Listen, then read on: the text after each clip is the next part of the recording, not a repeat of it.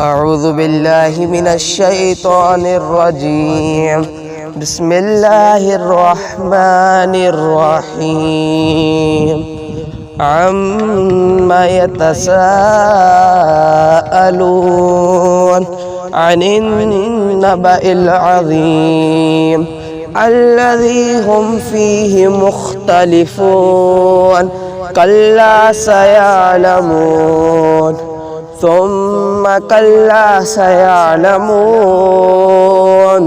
ألم نجعل الأرض مهادا والجبال أوتادا وخلقناكم أزواجا وجعلنا نومكم سباتا وجعلنا الليل لباسا وجعلنا النهار معاشا وبنينا فوقكم سبعا شدادا وجعلنا سراجا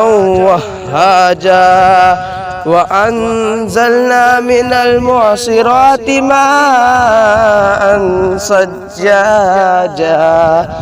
لنخرج به حبا ونباتا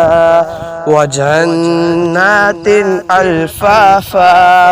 إن يوم الفصل كان ميقاتا يوم ينفخ في الصور فتأتون أفواجا وفتحت السماء فكانت أبوابا وسيرت الجبال فكانت سرابا إن جهنم كانت مرصادا للطاغين مآبا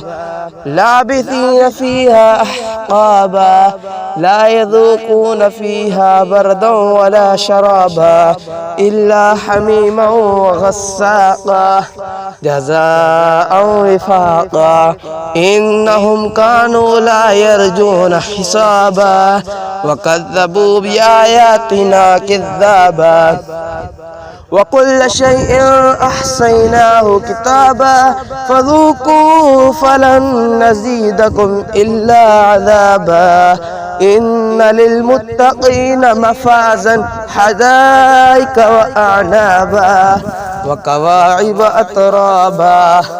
وكأسا دهاقا لا يسمعون فيها لغوا ولا كذابا جزاء من ربك عطاء حسابا رب السماوات والأرض وما بينهما الرحمن لا يملكون منه خطابا يوم يقوم الروح والملائكة صفا لا يتكلمون إلا من أذن له الرحمن وقال صوابا ذلك اليوم الحق فمن شاء اتخذ إلى ربه مآبا إنا أنذرناكم عذابا قريبا يوم ينظر المرء ما قدمت يداه ويقول الكافر يا ليتني كنت ترابا سبحان ربك رب العزة عما يصفون وسلام على المرسلين والحمد لله رب العالمين صدق الله.